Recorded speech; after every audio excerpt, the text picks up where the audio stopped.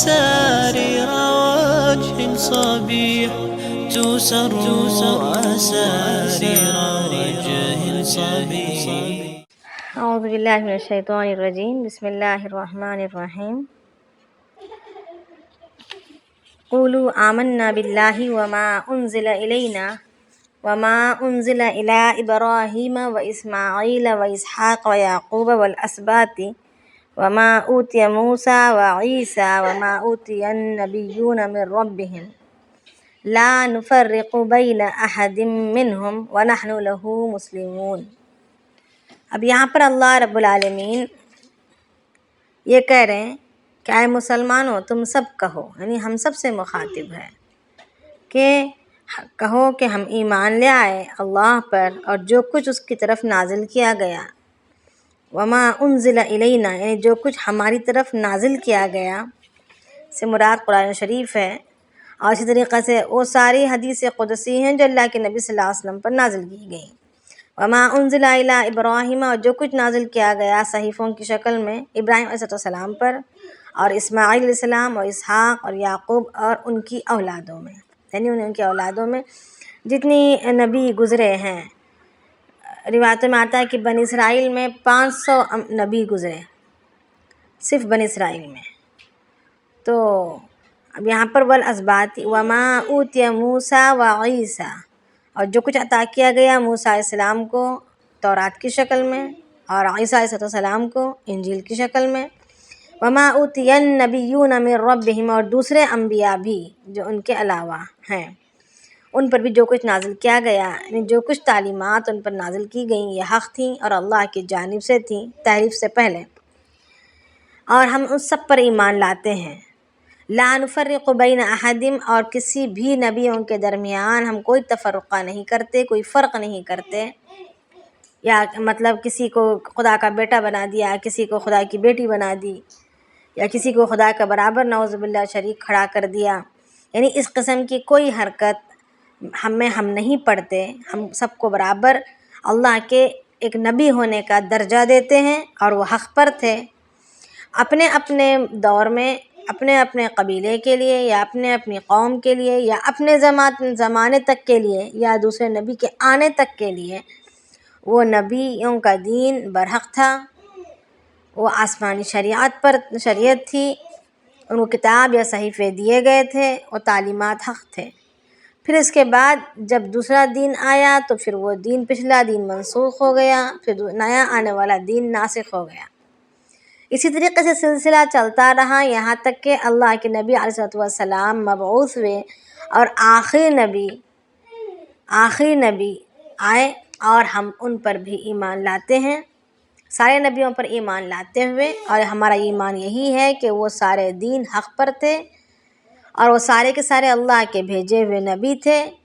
اللہ ہی کے حکم سے انہوں نے دین کو دنیا میں عام کیا تھا اور اللہ ہی کے بتائے ہوئے تعلیمات کو دنیا میں پھیلایا تھا. مگر اللہ کے نبی علیہ السلام کے آنے کے بعد ان کے دین منسوخ ہو گئے. اب ناسخ دین یہی ہے جو ہمارے سامنے موجود ہے، یعنی یہی ہمارا ایمان اور یہی ہمارا یقین ہے. وَنَحْنُ لَهُ مُسْلِمُونَ، اور ہم خدا ہی کے لیے فرما بردار ہیں، یعنی ہم پر مسلم سے مراد فرما برداری ہے. ایک سوال تھا کہ ابراہیم علیہ السلام نے جو دعا مانگی تھی ربنا وجعلنا مسلمین لک ومن ذریتنا امۃ مسلمۃ لک، تو امۃ مسلمۃ لک سے مراد کیا تھا، یہ ایک سوال تھا.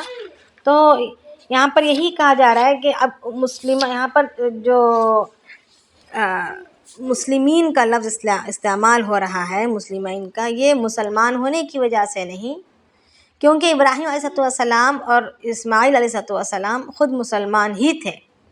مسلمانیت پر رہتے ہوئے فرما برداری کو یہاں پر بولا جا رہا ہے، فرما برداری. تو اب یہاں پر وَمِن ذُرِّيَّتِنَا، ہماری اولاد میں سے ایک جماعت ہو، ایک ایسی جماعت ہو جو اپنی تیری فرما برداری میں لگی رہے، تیری فرما برداری میں لگی رہے.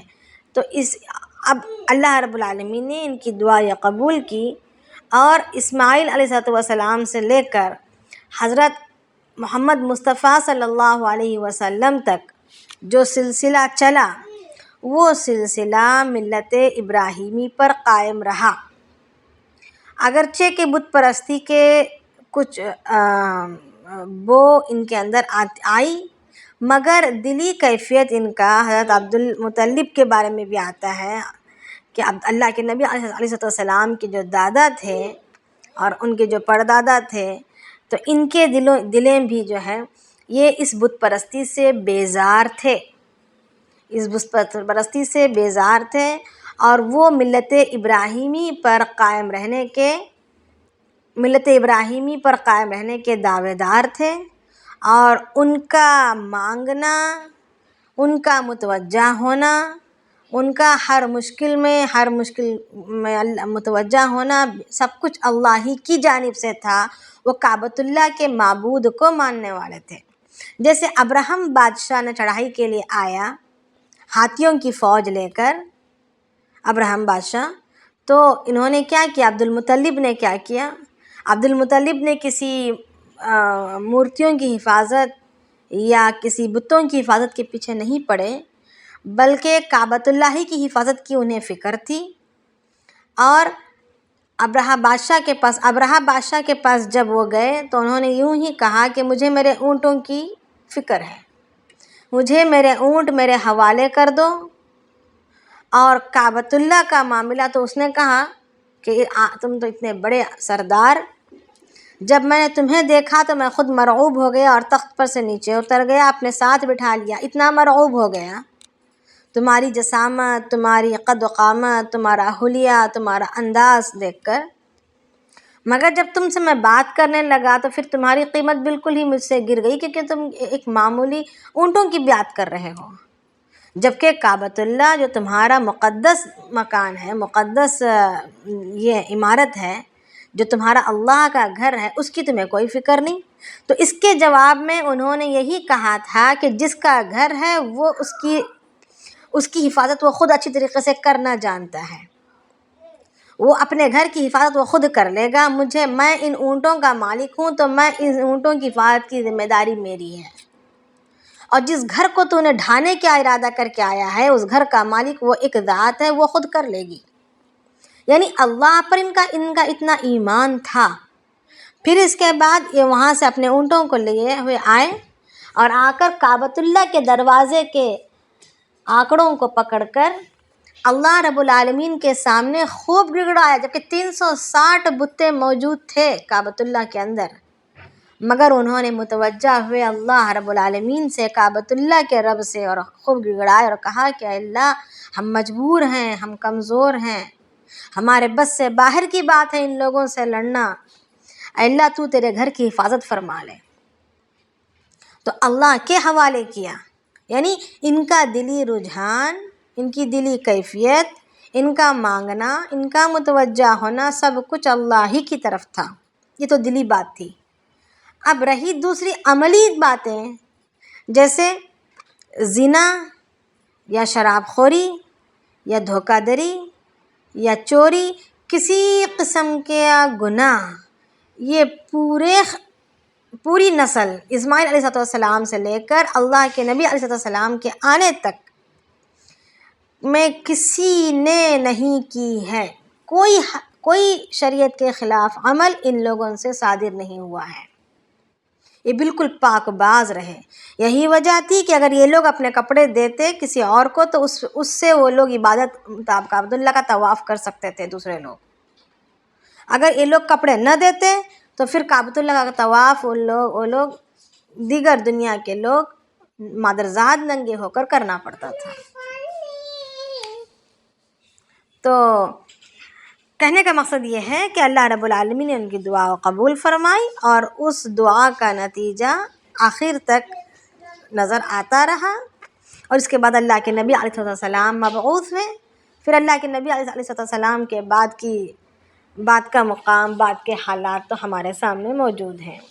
تو اصل جو ہے فرما برداری یہ کہلائی جاتی ہے۔ پھر ہم آگے دیکھتے ہیں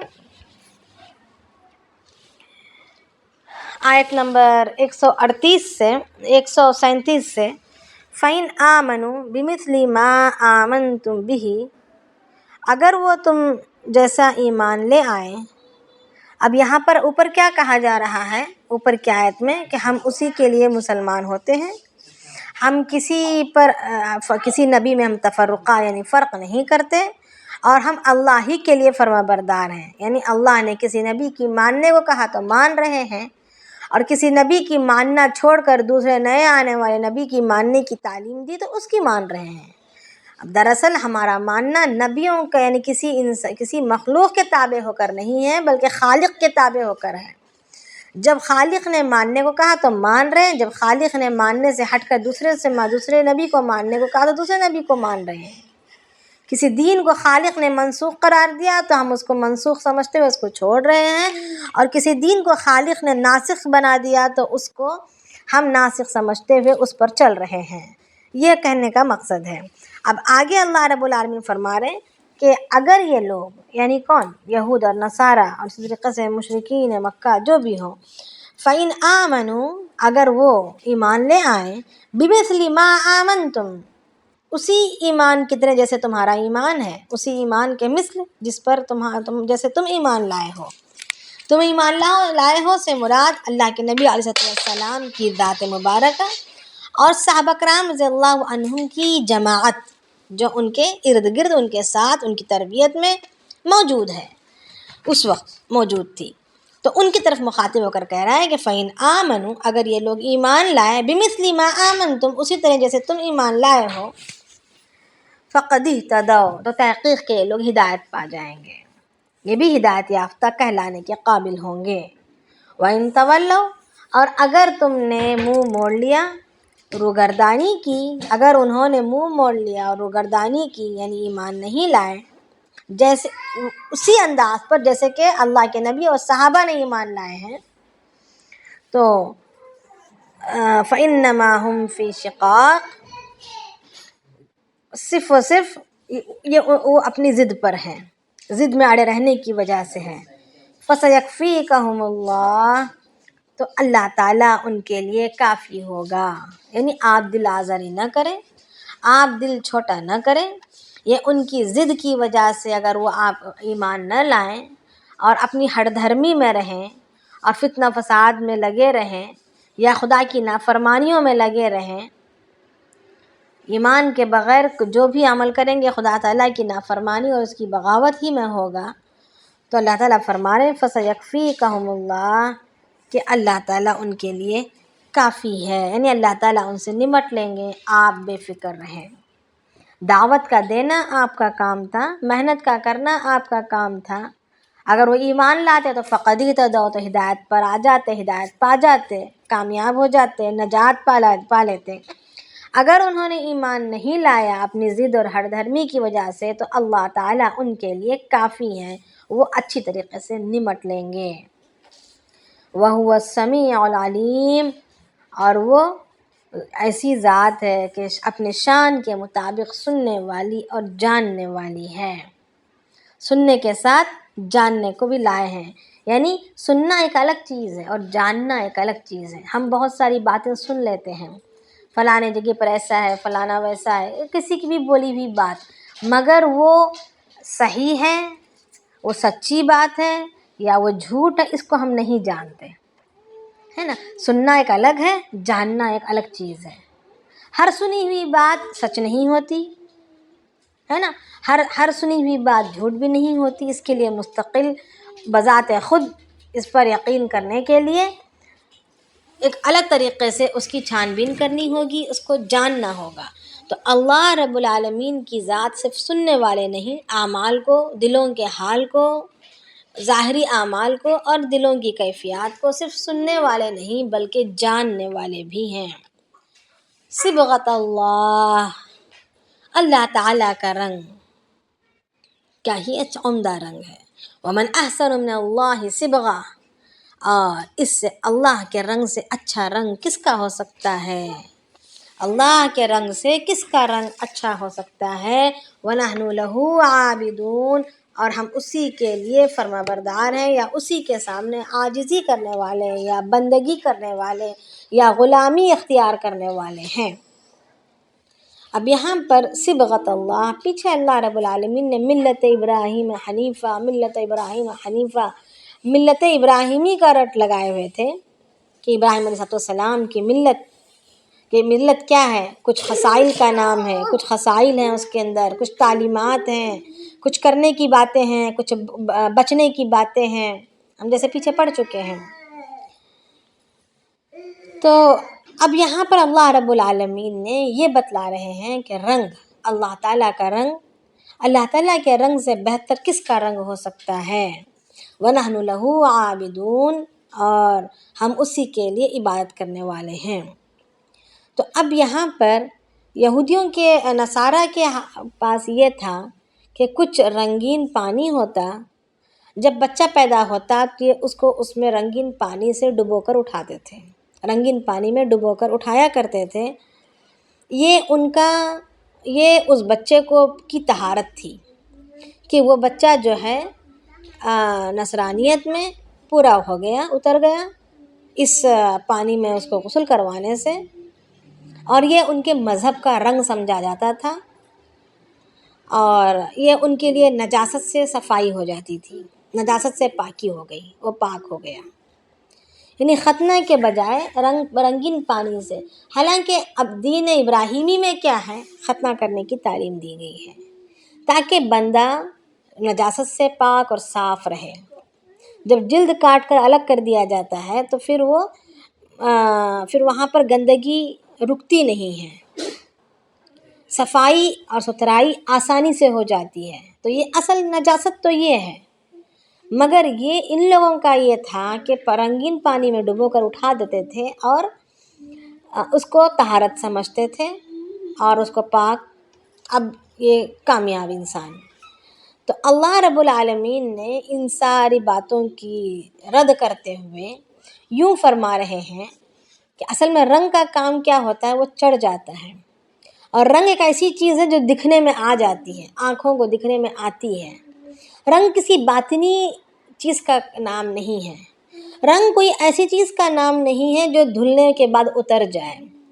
رنگ تو وہ ہوتا ہے جو دھلنے پر بھی اترتا نہیں ہے۔ رنگ کا چڑھنا ایک ایسی چیز ہے کہ وہ جب چڑھ جاتا ہے تو پھر وہ اترتا نہیں، چاہے چاہے دھوپ میں ڈالو، چاہے اس کے ساتھ کچھ کرو، جب تک کہ اس پر دوسرا رنگ چڑھا نہ دیا جائے، ہے نا۔ تو اب یہاں پر اللہ رب العالمین یہ ظاہر کرنا چاہ رہے ہیں، یہ بتلا رہے ہیں کہ تمہارا یہ رنگ جو ہے، تمہارا دین کا جو رنگ تم چڑھا رہے ہو، یہ تو ایسا دین ہے، یہ تو ایسا رنگ ہے کہ فوراً اتر جائے گا۔ رنگ سے باہر نکالو، کچھ ہی دیر میں نکل جائے گا یا اتر جائے گا، کسی اور صاف پانی سے نہلا دو تو وہ رنگ اتر جائے گا۔ یہ رنگ اصل نہیں ہے، یہ رنگ تمہارے مذہب کا یا دین کا ہو نہیں سکتا جو اترنے والا ہے۔ رنگ تو وہ ہے جو ملت ابراہیمی پر کے خصائل کو، اس کی فطرتوں کو، اس کی فطرت کو اور ان اعمال کو کرنے کا اور ان اعمال سے بچنے کا جو اللہ رب العالمین نے اپنے پاک کلام میں اور احادیث نبویہ میں جس کی تعلیم دے چکے ہیں۔ یعنی رنگ اس وجہ سے استعمال فرمایا یہاں پر رنگ کے لفظ کو کہ وہ نظر آ رہا ہو، کہ ایک مسلمان، ایک اللہ کا فرمانبردار، ایک اللہ کا بندہ بن کر دنیا میں جو جینا چاہتا ہے، وہ دکھنے سے ہی سمجھ میں آ جائے کہ یہ اللہ کے رنگ میں رنگا ہوا انسان ہے، رنگ چڑھا ہوا ہو، اس کے لباس سے نظر آ رہا ہو اسلام، اس کے حلیے سے نظر آ رہا ہو اسلام، اس کے چلنے اور پھرنے کے انداز سے اس کا اسلام نظر آ رہا ہو، اس کے بولنے چالنے سے اس کا اسلام نظر آ رہا ہو، یعنی آنکھوں کو نظر آ رہا ہو، دنیا کے سامنے نظر آ رہا ہو کہ یہ مسلمان ہے اور یہ اللہ کا بندہ ہے۔ اور افسوس کہ یہ چیز آج ہم سے ختم ہو چکی ہے۔ جب تک ہمیں نام نہیں پتہ چلتا، ہم نہیں پہچان سکتے کہ یہ مسلمان ہے۔ آج ہماری یہ حالت ہو گئی، تو پھر صبغۃ اللہ جو اللہ پاک فرما رہے ہیں کہ ومن احسن من اللہ صبغہ، کہ اس سے اللہ کے رنگ سے بہتر کس کا رنگ ہو سکتا ہے۔ ہم نے غیر کا رنگ اپنا لیا، غیر کا رنگ چڑھا لیا اور اللہ کا رنگ اتار دیا ہے۔ جب تک اللہ کا رنگ نہیں چڑھے گا آسمانوں میں، پھر وہ اللہ کا بندہ نہیں کہلایا جائے گا۔ اس کی مثال عربی ادب کی کتابوں میں یوں دی جاتی ہے کہ ایک بادشاہ تھا، اور بادشاہوں کے پاس پچھلے زمانے میں بادشاہوں کے پاس باز جو پرندہ ہے اس کو بڑے شوق سے پالا جاتا تھا، بڑے اہتمام سے پالا جاتا تھا کہ یہ شکاری پرندہ تھا. اور جب بادشاہ کو کسی شکار کے کرنے کا ارادہ ہوتا تو اس کے ساتھ اپنے ساتھ لے جاتا اور نشانہ بتا کر باز کو چھوڑ دیتا، باز فوراً شکار لے آتا.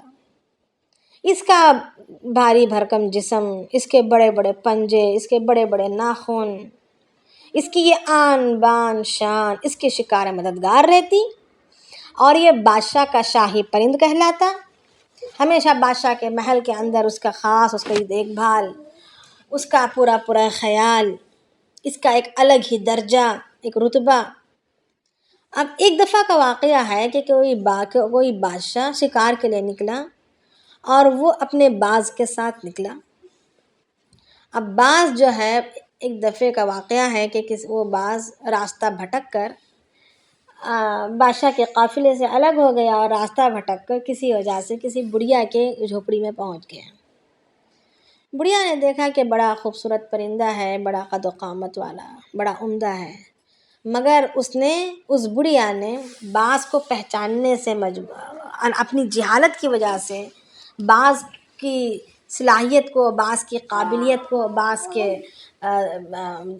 حیثیت کو نہیں پہچان سکی، اور اس نے اپنے طور پر، اپنے طریقے پر اس کو پہچانتے ہوئے اس پر ترس کھانے لگی.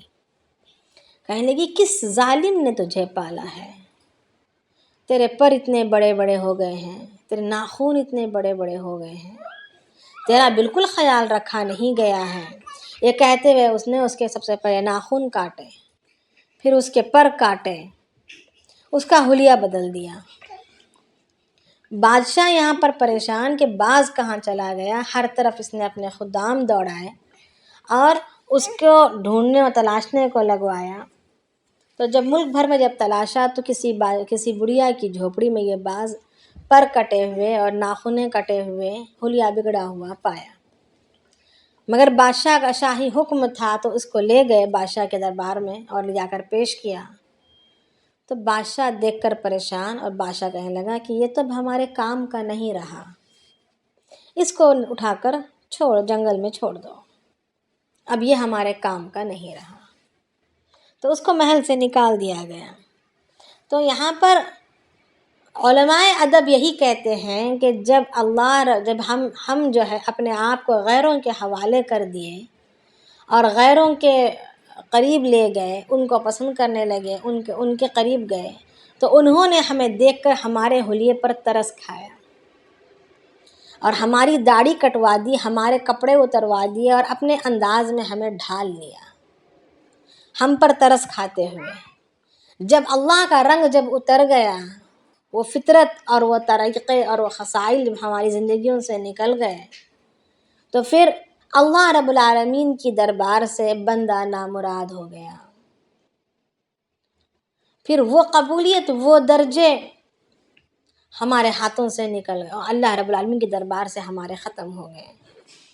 ایک دور یہ تھا کہ حضرت عمر رضی اللہ تعالیٰ عنہ کا زمانہ تھا کہ بھیڑیا اور بکری ایک تالاب سے پانی پیا کرتے تھے.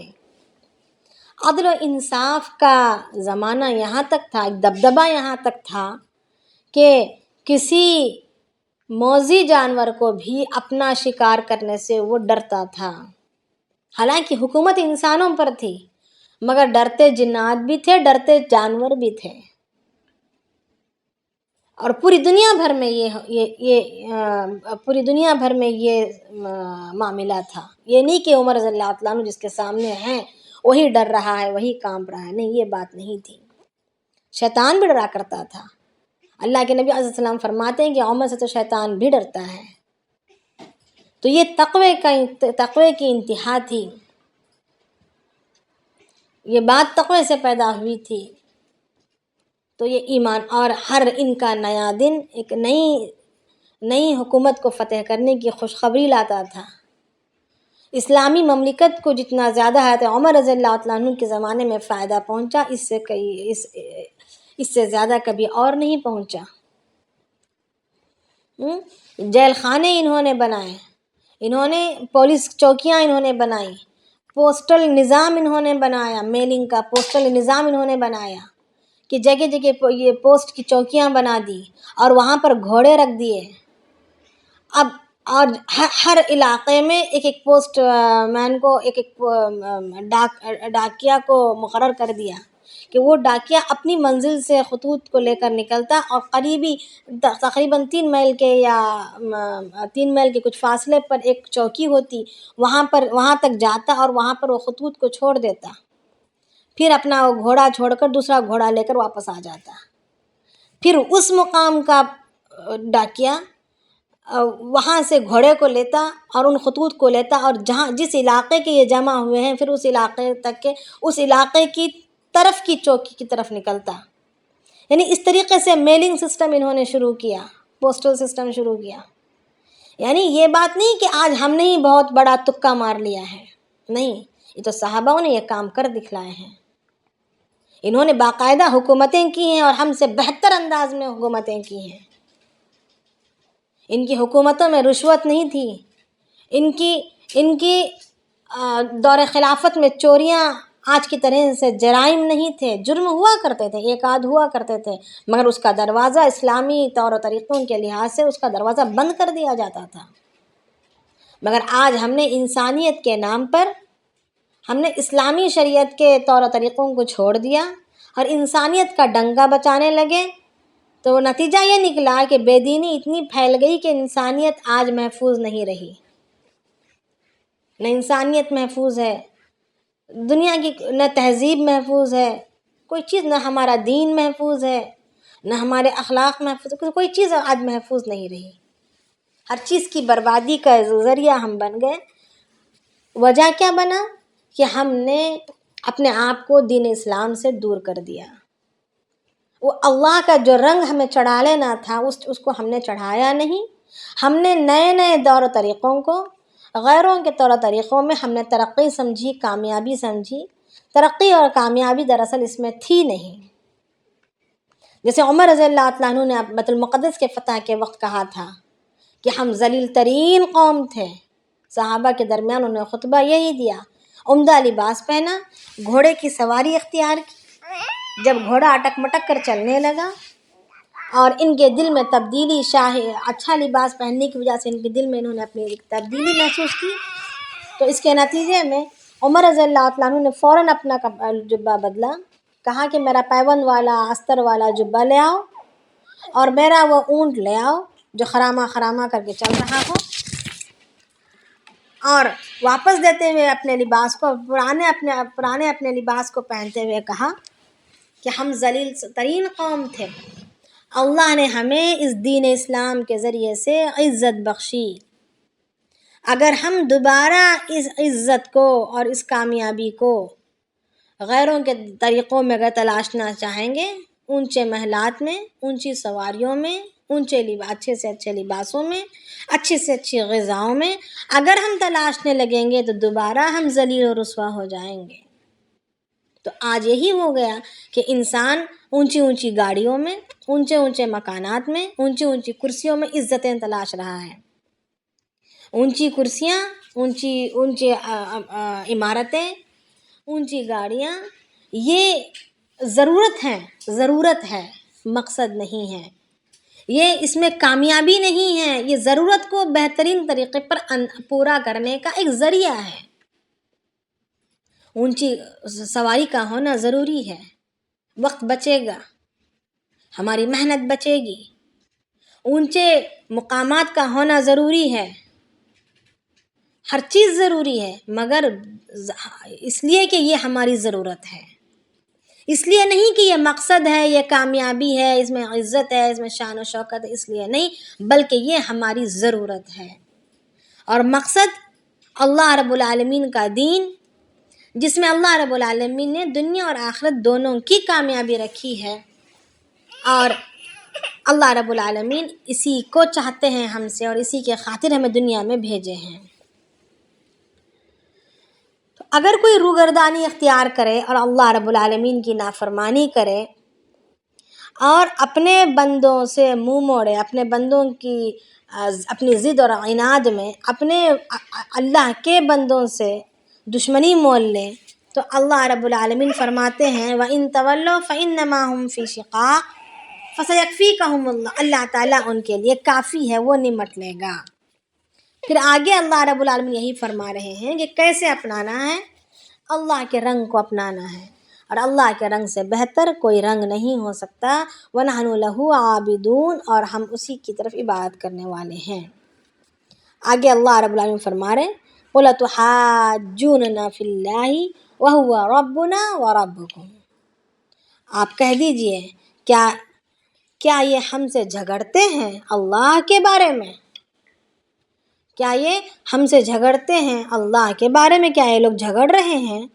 وَهُوَ رَبُّنَا وَرَبُّكُمْ، وہ ہمارا بھی رب ہے اور تمہارا بھی رب ہے، وہ ہمارا رب ہے اور تمہارا بھی رب ہے۔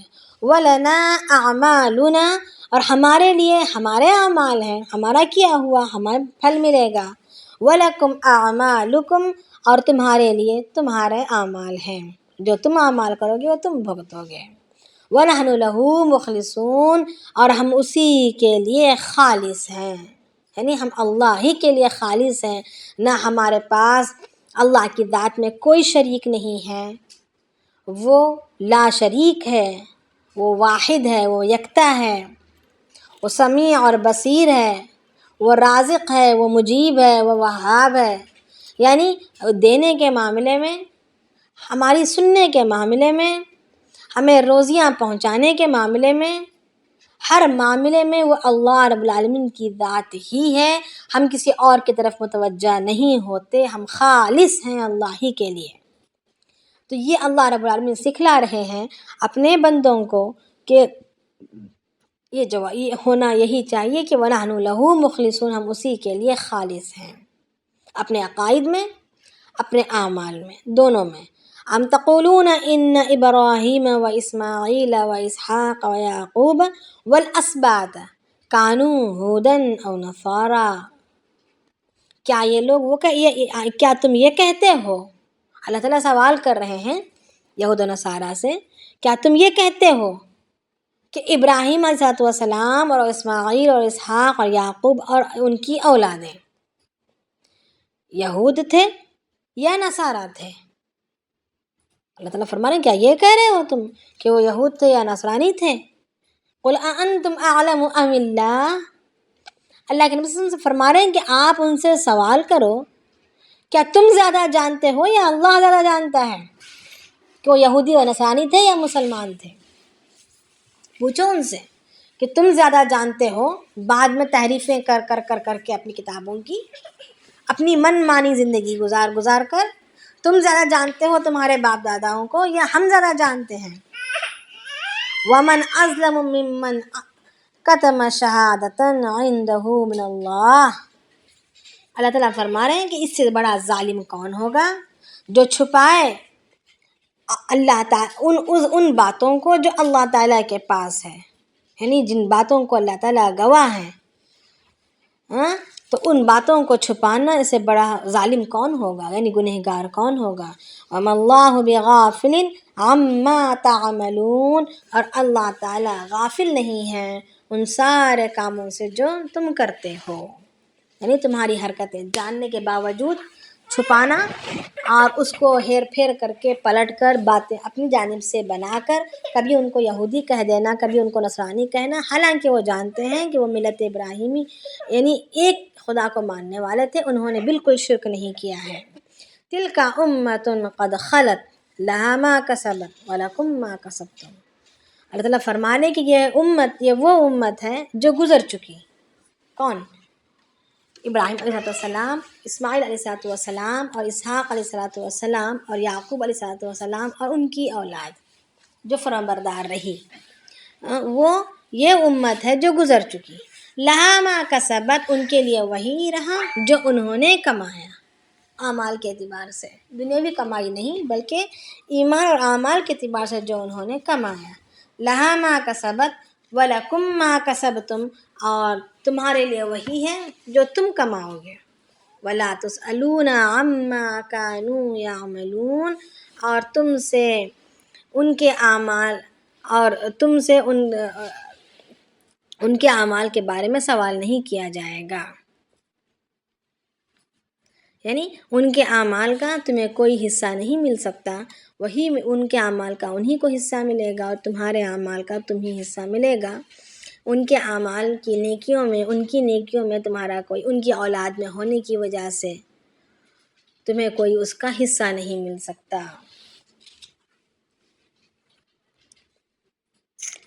یعنی وہ اپنے اعمال کے مکلف ہیں اور ہم ہمارے اعمال کے مکلف ہیں۔ کسی کچھ پوچھنا چاہتے ہیں؟ یہاں تک کو ہمارا ایک پارہ ختم ہو چکا ہے۔ اگر کوئی پوچھنا چاہتے ہیں تو پوچھیں۔ جی السلام علیکم۔ جی وعلیکم تھوڑا السلام۔ یہاں سے قل اانتم اعلم ام اللہ، یہاں تھوڑا سا واپس ریپیٹ کریں گے، میں تھوڑا سا مس کر دی میں نے۔ جزاک اللہ۔ جی جی، قل اانتم، اب یہاں پر اوپر کیا تھا جملہ کہ بسم اللہ الرحمن الرحیم، ام تقولون ان ابراہیم و اسماعیل و اسحاق و یعقوب والاسباط کانوا ہودا او نصارا، کہ کیا تم یہ کہتے ہو کہ ابراہیم علیہ السلام، اسماعیل علیہ السلام، اسحاق اور یعقوب علیہ السلام اور ان کی اولادیں یہودی تھے یا نصرانی تھے؟ کیا تمہارا یہ کہنا ہے کہ یہ یہودی اور نصرانی تھے؟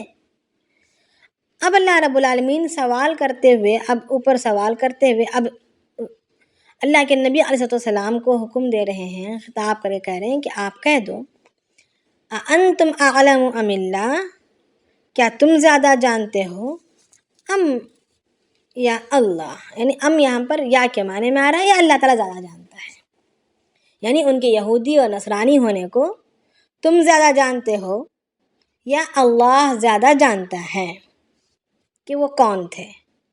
اب وہ کون تھے؟ اللہ رب العالمین پیچھے بار بار بتا چکا ہے کہ وہ شرک کرنے والوں میں سے نہیں تھے، وہ ایک اللہ کی بات کرنے والے تھے، وہ مسلمان تھے۔ تو اب اللہ رب العالمین آگے فرما رہے وَمَنْ أَظْلَمُ مِمَّنْ كَتَمَ شَهَادَةً، اس سے بڑا ظالم کون ہوگا جو چھپائے اللہ کی گواہی کو، عندہ، جو اللہ تعالیٰ کے پاس ہے، وَمَا اللَّهُ بِغَافِلٍ عَمَّا تَعْمَلُونَ، اور اللہ تعالیٰ غافل نہیں ہے ان سارے کاموں سے جو تم کرتے ہو، یعنی ان کے کام اللہ باقاعدہ کتابوں میں، ان کی کتابوں میں لکھا ہوا ہے، اللہ کے نبی صلی اللہ علیہ وسلم کے صفات بھی لکھے ہوئے ہیں، سارے نبیوں کے صفات لکھے ہوئے ہیں، ان کا دین، ان کی شریعت لکھی ہوئی ہے، وہ کیسے چلا کرتے تھے، کیا تعلیمات دیا کرتے تھے، ان کے کیا اقوال ہیں، سب کچھ لکھا ہوا ہے۔ اس کے باوجود وہ چھپاتے ہیں ان باتوں کو، اپنے بھولی بھالی جو قوم تھی ان سے چھپاتے ہیں، اور جو جاننے والے ہیں آپس میں، وہ آپس میں اس کے لیے تعویلیں گھڑی کر لیتے ہیں۔ تو یہاں پر یہی فرما رہے ہیں اللہ پاک کہ وَمَا اللَّهُ بِغَافِلٍ، اللہ تعالیٰ غافل نہیں ہے، عَمَّا تَعْمَلُونَ، تمہاری کرتوتوں سے یا تمہارے کاموں کو۔ تِلْكَ أُمَّةٌ قَدْ خَلَتْ، یہ وہ امت ہے جو گزر چکی۔ کون سی امت؟ یہ ابراہیم علیہ السلام، اسماعیل علیہ السلام، جو فرمانبردار امت، جو قوم جو گزر گئی پیچھے، وہ تو گزر چکی۔ لَهَا مَا كَسَبَتْ، ان کے لیے وہ ملا جو انہوں نے کمایا، وَلَكُمْ مَا كَسَبْتُمْ، اور تمہارے لیے وہ ہے جو تم کماؤ گے، وَلَا تُسْأَلُونَ عَمَّا كَانُوا يَعْمَلُونَ، اور نہیں سوال کیا جائے گا تم سے ان کے کاموں کا۔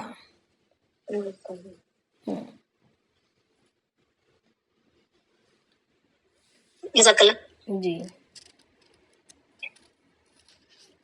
یعنی ان کے کاموں کے بارے میں سوال نہیں کیا جائے گا، سے مراد یہی ہے کہ ان کے نام اعمال میں تمہارا کوئی حصہ نہیں ہوگا۔ اب دنیا میں ایک ہوتا ہے کہ ارے فلانے کا بیٹا ہے، تھوڑی بہت کیا ہوتی ہے، ایک سفارش ہو جاتی ہے، ایک کچھ سہولتیں ہو جاتی ہیں، فلانوں کا بیٹا ہے، فلانوں کے لیے یہ، فلانوں کے خاندان کے لیے یہ، مگر یہاں پر کسی کی وجہ سے، کسی کی نسبت سے کچھ نہیں، سب اپنے اپنے اعمال کی پائیں گے، اپنے اپنے اعمال کا بدلہ اجر پائیں گے، اور اپنے اپنے گناہوں کا بدلہ پائیں گے۔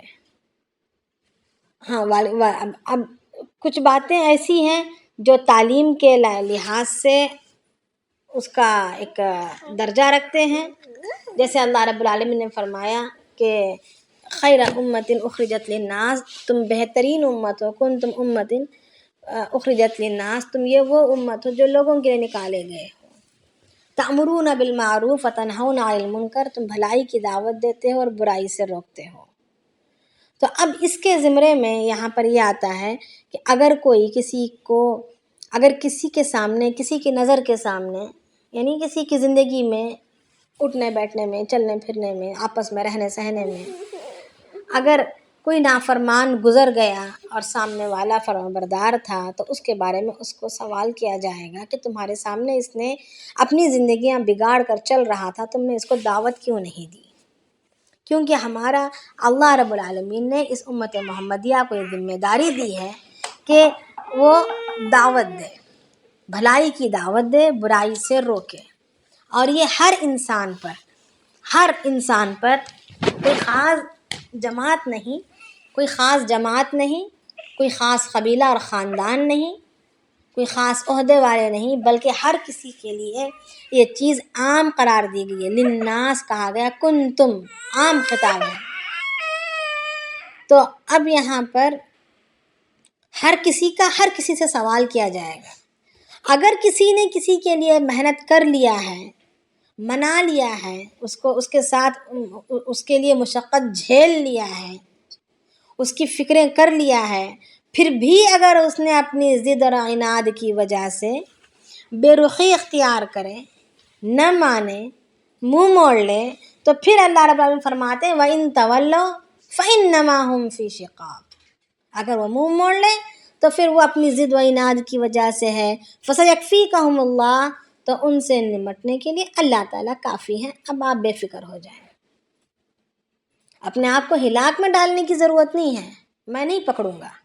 جب تم نے تمہارا فرض ادا کر دیا ہے تو فَسَيَكْفِيكَهُمُ اللَّهُ۔ روایتوں میں آتا ہے کہ حضرت عثمان غنی رضی اللہ تعالیٰ عنہ کو جب قتل کر دیا گیا، جب ان کو شہید کیا گیا، تو حضرت عثمان رضی اللہ تعالیٰ عنہ تو نظر بند تھے اپنے مکان میں، اور قرآن شریف کی تلاوت، عثمان رضی اللہ تعالیٰ عنہ کا معمول ہی تھا کہ وہ قرآن شریف سے ان کو بہت زیادہ شغف تھا، اور ہمیشہ قرآن شریف کی تلاوت کرتے رہا کرتے تھے۔ تو جب وہ قرآن شریف، جب ان کو قتل کیا گیا، شہید کیا گیا، تو روایتوں میں آتا ہے کہ ان کے گود میں ان کا قرآن شریف تھا، اور جب ان کو شہید کیا گیا تو ان کے خون کے چھینٹے اس آیت پر پڑے ہوئے تھے، فَسَيَكْفِيكَهُمُ اللَّهُ، کہ اللہ تعالیٰ ان کے لیے کافی ہے۔ یعنی تو وَهُوَ السَّمِيعُ الْعَلِيمُ، وہ جاننے والا، سننے والا اور جاننے والا ہے۔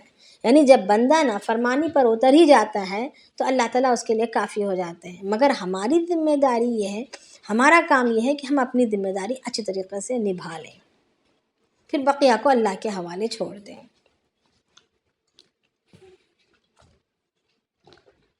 تو ہمیں یہی پتہ چل رہا ہے ان باتوں سے کہ اپنی زندگی کو بناتے ہوئے، اپنی زندگی کو خالص کرتے ہوئے اللہ کے لیے، نہ عقیدے میں شرک ہو، نہ عمل میں شرک ہو، اور ظاہری ہماری کیفیت بھی اللہ کے رنگ میں رنگی ہوئی ہو،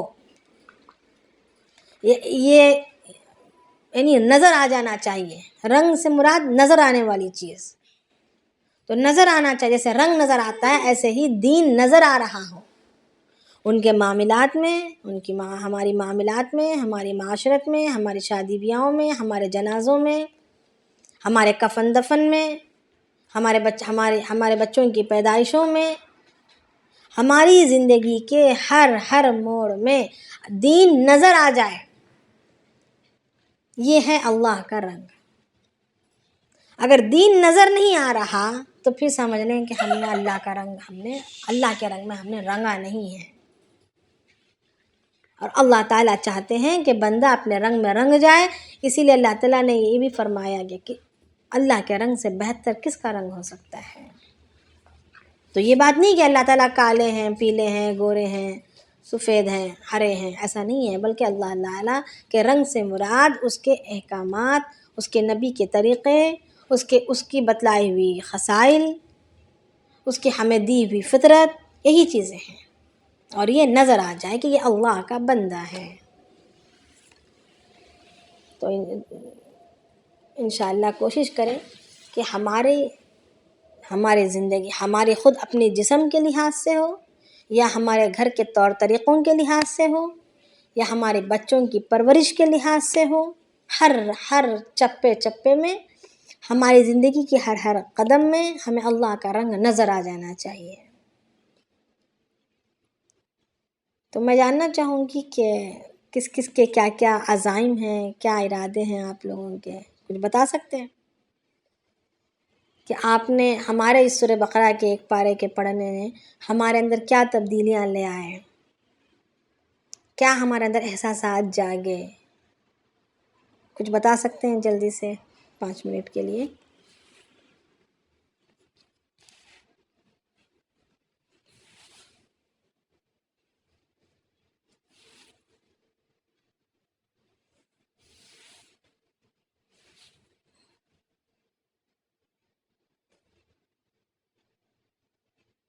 نہیں بتا سکتے؟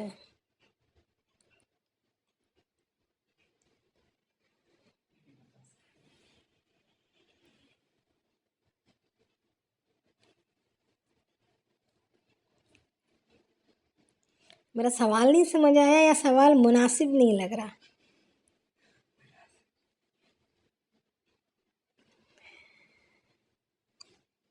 السلام علیکم۔ جی وعلیکم السلام ورحمۃ اللہ وبرکاتہ۔ جی الحمدللہ، اس سورہ بقرہ سے ہمیں یہ سیکھ تو ملی ہے کہ ہمیں اللہ کے نور میں ایسے رچ بچ جانا ہے کہ کہتے ہیں کہ ہم اپنے آپ کو ہی ایسا دیوانہ بنا دیں۔ کہنے کا مقصد اس کے اندر ایسا تھا کہ ہم جان کی کوئی پرواہ کریں نہ مال کے تعلق سے ہے، جیسا کہ بچوں کے تعلق سے تھا۔ حضرت ابراہیم علیہ السلام کا بہت بڑا واقعہ اس کے اندر گزرا، تو الحمدللہ وہ سیکھ ہمیں ملی ہے کہ اللہ کے راستے میں ہمیں اپنے آپ کو پیش کرنا ہے۔ جی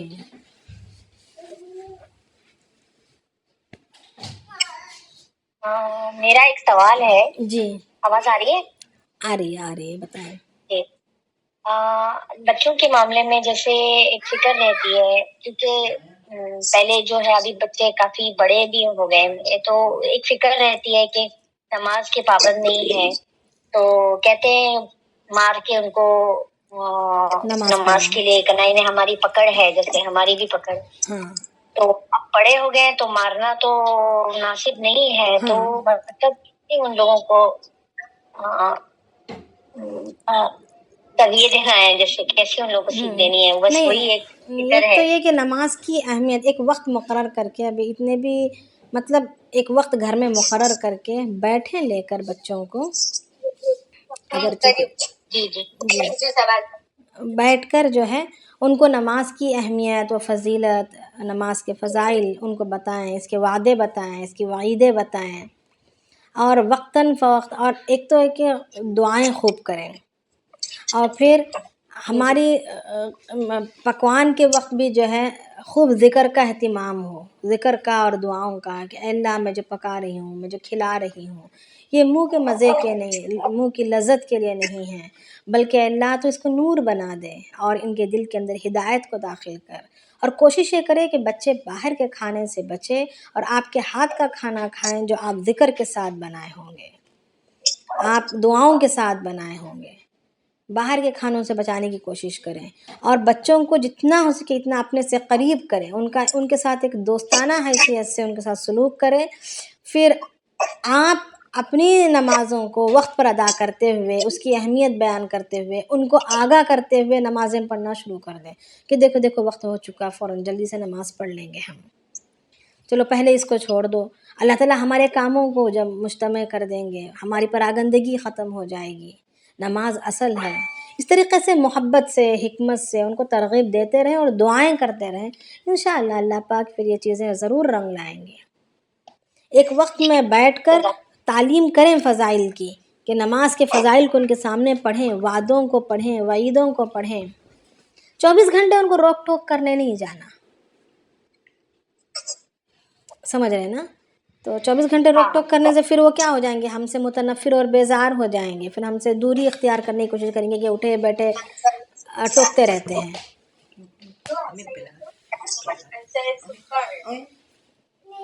تو ان سے ایک دوستانہ تعلقات رکھتے ہوئے ایک وقت مقررہ پر تعلیم کریں، فضائل وغیرہ بتائیں، ایک نظام بنائیں گھر میں دین کی باتوں کے آپس میں کرنے کا، پھر عملی ارادوں کا کرنا، بیٹھ کے مل کے بیٹھ کے دیکھیں یہ ہمیں کرنا ہے، یہ کرنا ہے، زور زبردستی کے بغیر. جی تو میں لگایا تم فون لگا رہے تھے فون نہیں تھا تو ابھی میں میرے ہاتھ میں فون تھا تمہارے. اور کسی کچھ پوچھنا ہے؟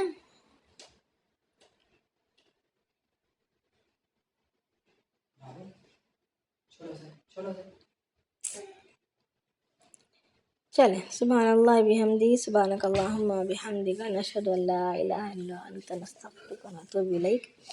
سبحان ربک رب العزۃ عما یصفون، وسلام علی المرسلین، والحمد للہ رب العالمین.